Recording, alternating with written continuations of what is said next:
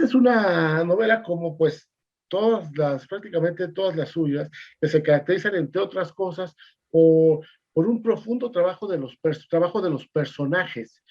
¿Cómo construye o cómo delimita una novela como Casa de Furia, con tantos personajes, pero todos muy bien definidos y delineados? ¿Cómo los trabajan? ¿Tiene una teoría acerca del personaje, de la construcción de un personaje?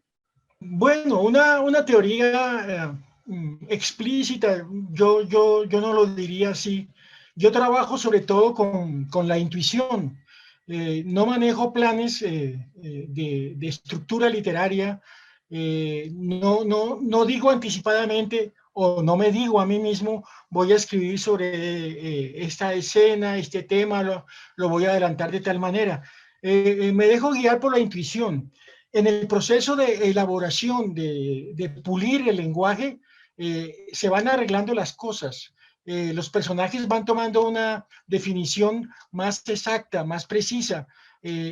Muchos interrogantes que como autor yo tenía al comienzo de la obra se van resolviendo a medida que adelanto un argumento plenamente intuitivo. Así es como desarrollo mis novelas. Claro que muchas veces esta manera hace que me eche para atrás y muchos capítulos que eran extensos terminan siendo capítulos breves.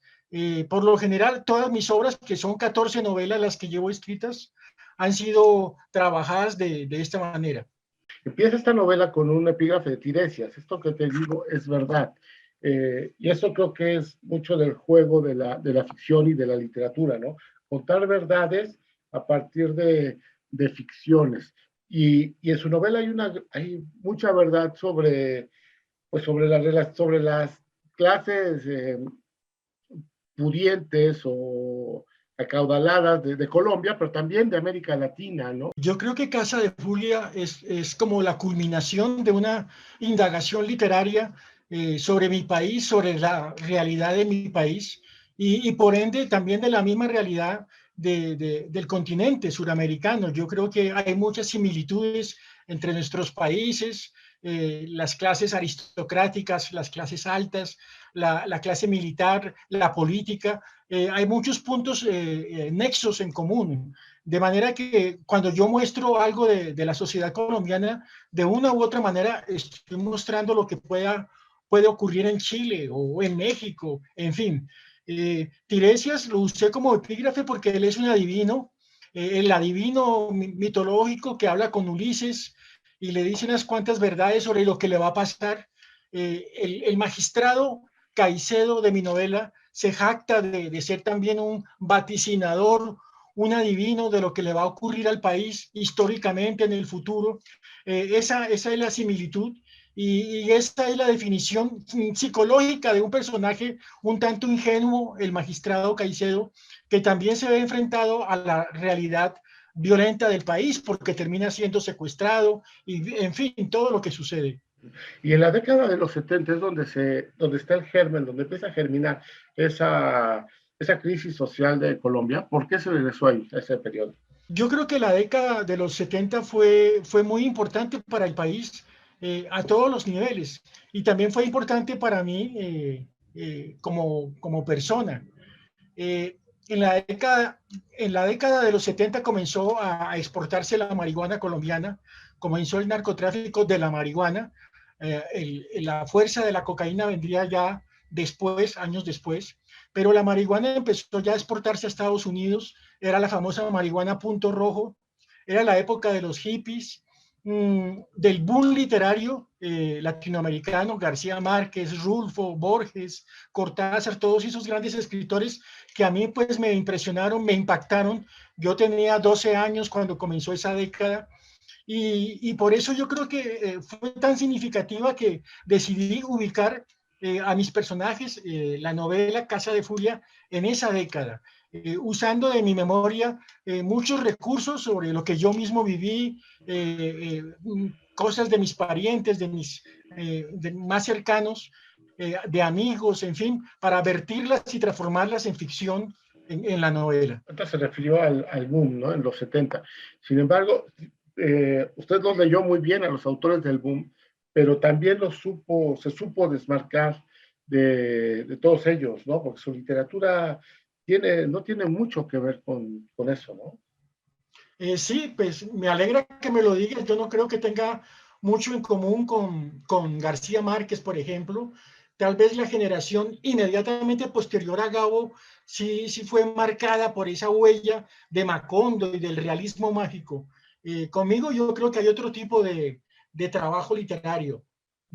Y también otra visión del poder, ¿no? O sea, no sé si más desencantada. También su relación con el poder es más críptica, diría, ¿no? No solo crítica, sino críptica también, ¿no? Bueno, me alegra que lo pienses así, crítica y críptica.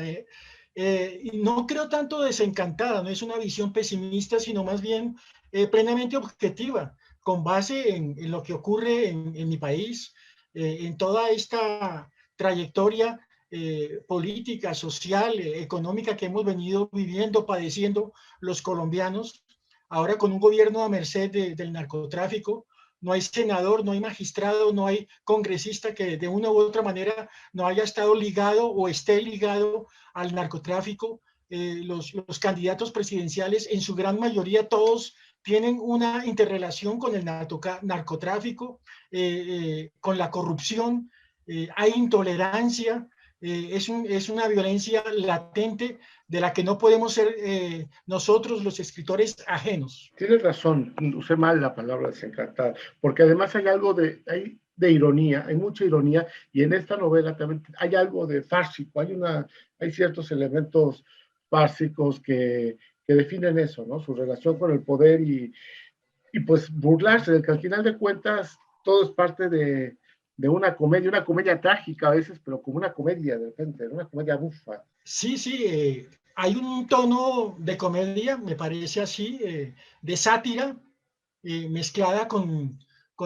esa atmósfera también de fiesta macabra, porque no demora en llegar el último invitado, que es el país, que es la violencia.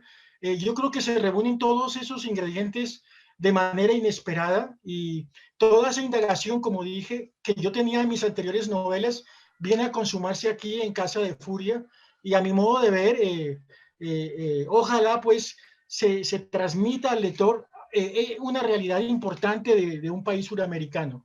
Y que también otra similitud que tiene con sus anteriores libros es situar buena parte de las historias en casas, en familias, en ubicar ahí el punto neurálgico de todo. ¿Por qué?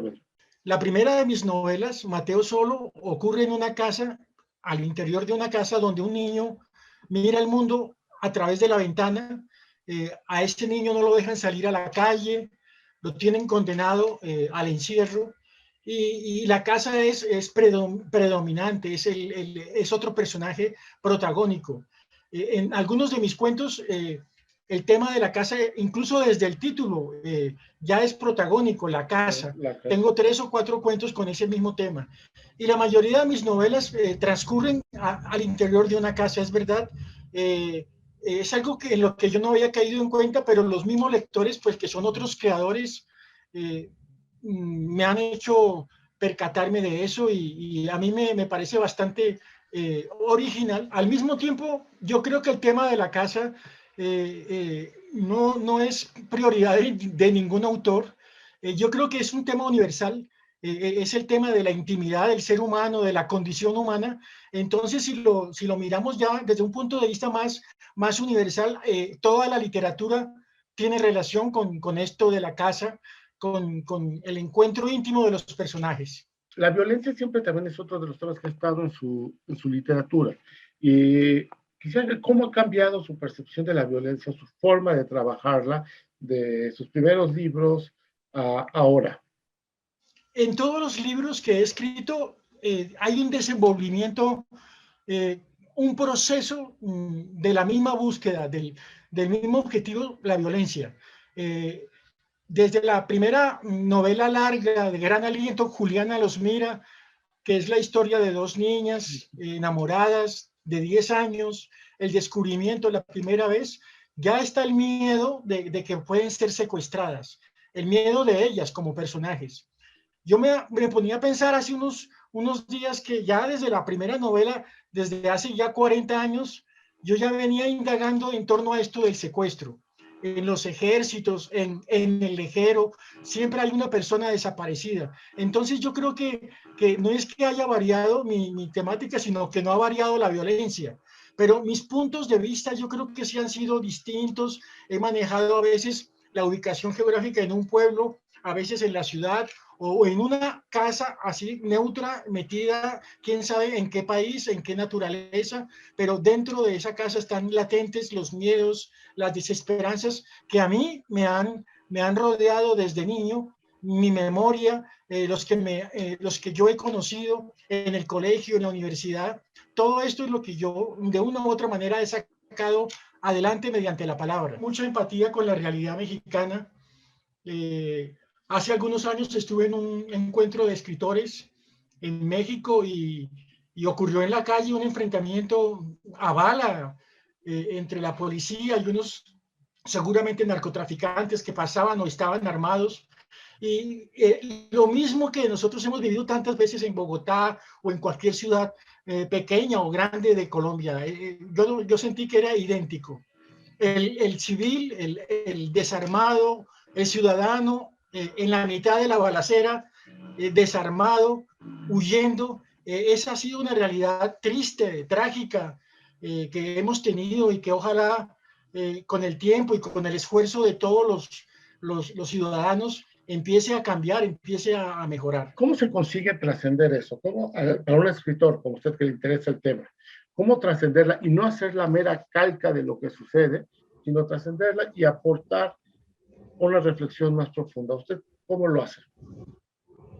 Yo creo que desde el punto de trabajo de cada persona, los periodistas, los maestros de escuela, los profesores de universidad, los escritores, los músicos, todos ellos son espíritu en contra de la barbarie. Yo creo que hay que tomar conciencia de adquirir, de tener esa unidad frente a un mismo enemigo que es la insensatez, la ambición, no solamente económica, sino la ambición personal del poder, tenerlo todo para una sola persona, un solo caudillo. Esa actitud yo creo que se va adquiriendo y en mi país ya se está sintiendo entre los jóvenes, entre los adolescentes. Es una actitud de lucha, de no dejarse, de no permitir más la iniquidad. 40 años trabajando estos temas y ahora presenta una novela que es muy satírica, es decir, de alguna manera el humor no es que desdramatice, pero sí da aporta otra perspectiva ya incluso de burlarse del pasado, ¿no? En países como México, que todavía estamos muy cercanos hay poca distancia respecto al tema de la violencia, estamos todavía en plena montaña rusa, se necesita pasar tiempo para conseguir este tipo de obras, o cómo se relaciona la literatura en función del tiempo con estos fenómenos violentos. Bueno, también se necesita que haya una educación literaria, un acercamiento en los colegios, en las escuelas, del niño al libro. Ese es otro problema también muy grande que tenemos enfrente.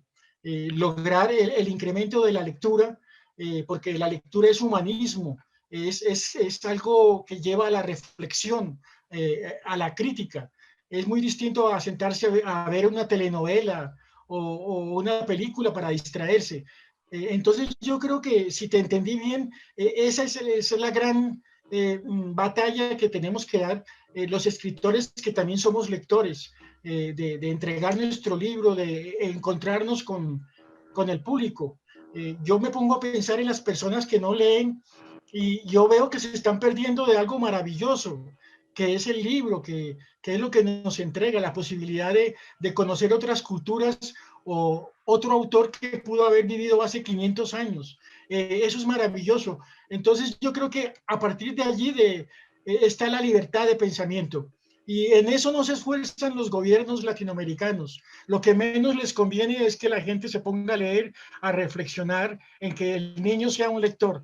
Lo que quieren es que el niño juegue detrás de un balón y se convierta en alguien útil para la sociedad, pero útil en el sentido de producción, de consumo, en fin, pero no alguien que piense, que razone y que por eso mismo ponga en tela de juicio a quienes lo gobiernan.